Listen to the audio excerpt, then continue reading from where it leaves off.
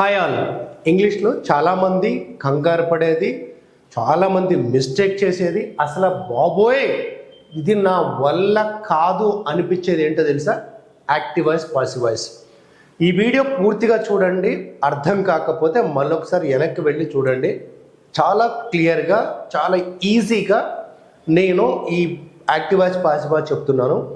కుదిరితే ఒక పక్కన నోట్స్ పెట్టుకొని ఎగ్జాంపుల్స్ రాసుకుంటూ వెళితే ఇంతేనా, ఇంత సింపుల్గా నేర్చుకునే యాక్టివ్ వాయిస్, పాసివ్ వాయిస్ని ఇన్ని సంవత్సరాలు భయపడ్డానా అన్నంత ఈజీగా చెప్పబోతున్నా. అసలు యాక్టివ్ వాయిస్ అంటే ఏంటి, పాసివ్ వాయిస్ అంటే ఏంటి, చాలా జాగ్రత్తగా వినాలండి. సబ్జెక్టు ఆబ్జెక్ట్ని ఏం చేసిందో చెప్తే యాక్టివ్ వాయిస్.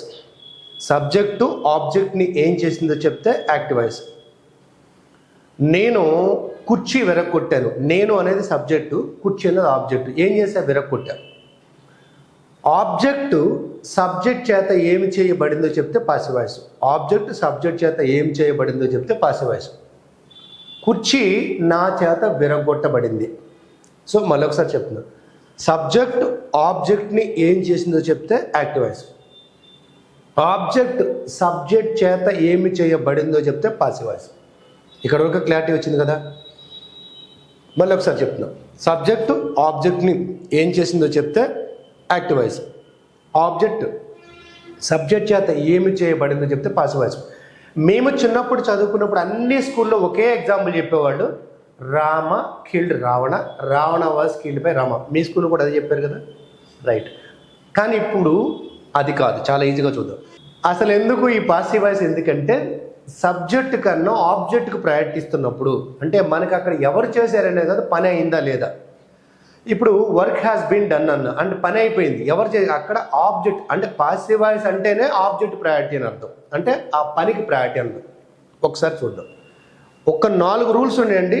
నేను చెప్తూ ఉన్నప్పుడే రాసేసుకోండి రూల్స్. ఒకటి, యాక్టివ్ వాయిస్లో సబ్జెక్ట్తో స్టార్ట్ అవుతుంది, ఆబ్జెక్ట్తో ఎండ్ అవుతుంది, వర్బ్ మధ్యలో ఉంటుంది. ఇది మనకు తెలిసిందే. చాలా జాగ్రత్త. యాక్టివ్ వాయిస్లో సబ్జెక్ట్తో స్టార్ట్ అవుతుంది, ఆబ్జెక్ట్తో ఎండ్ అవుతుంది. ఇక్కడ ఆబ్జెక్ట్తో స్టార్ట్ చేసుకోవాలి, సబ్జెక్ట్తో ఎండ్ చేసుకోవాలి.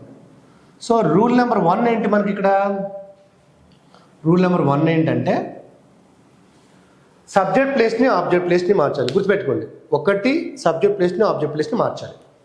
రెండోది, ఇక్కడ వర్బ్ ఏ ఫార్మేట్లో ఉన్నా V3గా, అంటే పాస్ట్ పార్టిసిపుల్గా మార్చుకోవాలి.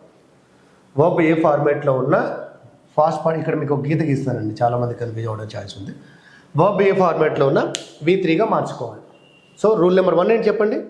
సబ్జెక్ట్ని ఆబ్జెక్ట్ని మార్చాలి. రూల్ నెంబర్ 2, వర్బ్ ఏ ఫార్మేట్లో ఉన్న V3గా మార్చాలి. ఇక్కడ V1 ఉండే V1 అంటే ఏంటి? ప్రజెంట్ ఫామ్ ఉన్నా, పాస్ట్ ఫామ్ ఉన్నా, పాస్ట్ పార్టిసిపల్ ఫామ్ వర్బ్ ఉన్నా, వర్బ్కి ఇంగ్ ఫామ్ ఉన్నా సరే పాసివ్ వాయిస్లో మాత్రం V3 పాస్ట్ పార్టిసిపల్ ఫామే వస్తుంది. 2 రూల్స్ అర్థమైనాయి. మూడోది, ఇక్కడ ఉన్నా లేకపోయినా బీ ఫామ్ కలుపుకోవాలి. ఇక్కడ ఉన్నా లేకపోయినా బీ ఫామ్ని యాడ్ చేసుకోవాలి. సో ఇది పాసివ్ వాయిస్. బీ ఫామ్స్ అంటే ఏమున్నాయి ఇక్కడ చెప్పాలి లిస్ట్. బీ ఫామ్స్ మనకి ప్రజెంట్లో ఈజామార్ ఉంది, పాస్ట్లో వజువర్ ఉంది, ఫ్యూచర్లో విల్ బీ షల్ బీ ఉంది. ఓకే. నాలుగోది, సబ్జెక్ట్ కానీ ఆబ్జెక్ట్ కానీ ఇక్కడ ఎక్కడైనా ప్రొనౌన్స్ వచ్చి ఉంటే, ప్రొనౌన్స్ వచ్చి మనకు 2 రకాల సబ్జెక్ట్ ప్రొనౌన్స్ ఉన్నాయి, ఆబ్జెక్ట్ ప్రొనౌన్స్ ఉన్నాయి.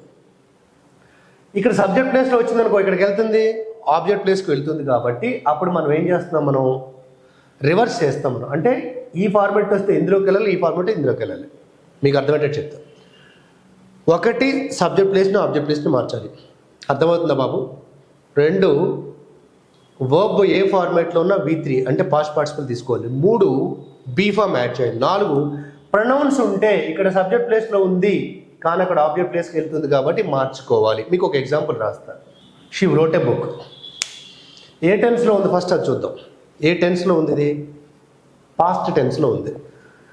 ఇక్కడ ఆబ్జెక్ట్ ఎవరు? A book. So a book. Be form was తీసుకుంటున్నాను. ఎందుకు తీసుకుంటున్నానంటే ఇది ఏ టెన్స్లో ఉంది అదే బీ ఫామ్ తీసుకోవాలి. ఇక్కడ a book was written by her. So మీకు ఇంకా అర్థమైతే చెప్తా. ఇది ఒక శాంపిల్ చెప్పా. టెన్స్ వైజ్గా 3 టెన్స్లు చెప్తా. ప్రజెంట్ టెన్స్ తీసుకుంటే ఐ కాల్ హెర్ డైలీ అనుకుందాం. ప్రశ్న ఐ కాల్ హెర్, నేను ఆమెను కాల్ చేస్తా, పిలుస్తాను. హెర్ ఏమవుతుంది ఇక్కడ? హెర్ అంటే ఎవరు కూర్చోతున్నారు? షీ. ఆబ్జెక్ట్ ప్రొనౌన్స్ మారుతున్నాను కాబట్టి షీ ఈజే వస్తుంది, ఎందుకని ఇది ప్రజెంట్లో ఉంది. షీ ఈజ్ కాల్డ్ బై మీ. అర్థమైందండి? సో షీ ఎందుకు వచ్చింది? హెర్ అనేది ఆబ్జెక్ట్ ప్రొనౌన్, సబ్జెక్ట్ ప్లేస్లో వచ్చింది కాబట్టి షీ అవుతుంది. ఐ అనేది సబ్జెక్ట్ ప్రొనౌన్, ఆబ్జెక్ట్ ప్లేస్లోకి వెళ్తుంది కాబట్టి మీ అవుతుంది. ఇది నేను చెప్పింది. ఓకే, ఇంకొక ఎగ్జాంపుల్ చెప్తాను. వి ఇన్వైట్ దెమ్ అంటే మేము వాళ్ళని ఇన్వైట్ చేస్తూ ఉంటాము రెగ్యులర్గా. We invite them. దెమ్ ఏమవుతుంది? They are invited by us అంటున్నాం. ఇక్కడ ఆర్ ఎందుకు తీసుకున్నాము? ఏ టెన్స్లో ఉంది ఇది? ఇన్వైట్ అనేది ప్రజెంట్, అంటే బీ ఫామ్ టెన్స్ మార్చకూడదు. చాలామంది చేసే తప్పదే. ఇక్కడ బేస్లో యాక్టివ్ వాయిస్లో ఏ టెన్స్లో ఉందో అదే టెన్స్లో ఉన్న బీ ఫామ్ తీసుకోవాలి. ఇంకొక ఎగ్జాంపుల్ చెప్తాను. He scolded her. స్కోల్డెడ్ తిట్టాడు. హెర్ ఏమవుతుంది? షీ అవుతుంది. She was is. Was is. She was is ఇదే టెన్స్లో ఉంది, పాస్ట్లో ఉంది. స్కోల్డెడ్ అనేది పాస్ట్ కదా, అప్పుడేమవుతుంది? వజే తీసుకోవాల్సి. She was scolded by him. ఇక్కడ దే ఉంది అనుకుందాం. హీ స్కోల్డెడ్ దెమ్ ఉంది అనుకుందాం. ఫర్ ఎగ్జాంపుల్ వాళ్ళని తిట్టాడు, అప్పుడు they were scolded by him అవుతుంది. దే వర్ అవుతుంది. చూసుకోండి, అంటే ఆబ్జెక్ట్ని బట్టి మారుతుంది అక్కడ. am I clear? ఇంకా రెండోది చూద్దాం. He will take decision. He will take decision. ఇప్పుడు ఆబ్జెక్ట్ ఎవరు? డెసిషన్.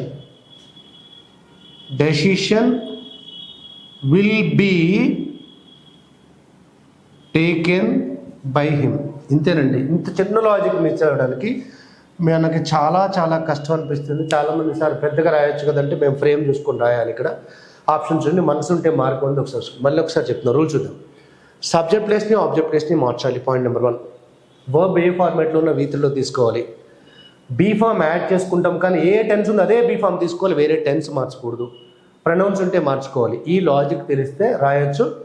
అన్ని సెంటెన్స్ని పాసివ్ వాయిస్లోకి మార్చలేము. అలాగే సింపుల్ టెన్సెస్లో ఉన్నట్టుగానే కంటిన్యూస్ టెన్స్లోను పర్ఫెక్ట్ టెన్సెస్లో కూడా పాసివ్ వాయిస్ ఉంది. ఇది పార్ట్ 2 పార్ట్ 3 తీయబోతున్నా. ఎవరు కూడా మిస్ అవ్వద్దు. నచ్చినట్లయితే కామెంట్ చేయండి, షేర్ చేయండి. ఇంకా మీకు డీటెయిల్డ్గా కావాలంటే కింద కామెంట్స్ పెట్టండి ఏది డీటెయిల్స్ కావాలో. మరొకసారి చెప్తున్నా, ఆంగ్లం అనర్గళంగా మాట్లాడవచ్చు. నేర్చుకోలేనంత గొప్ప భయంకరమైనది అయితే కాదు.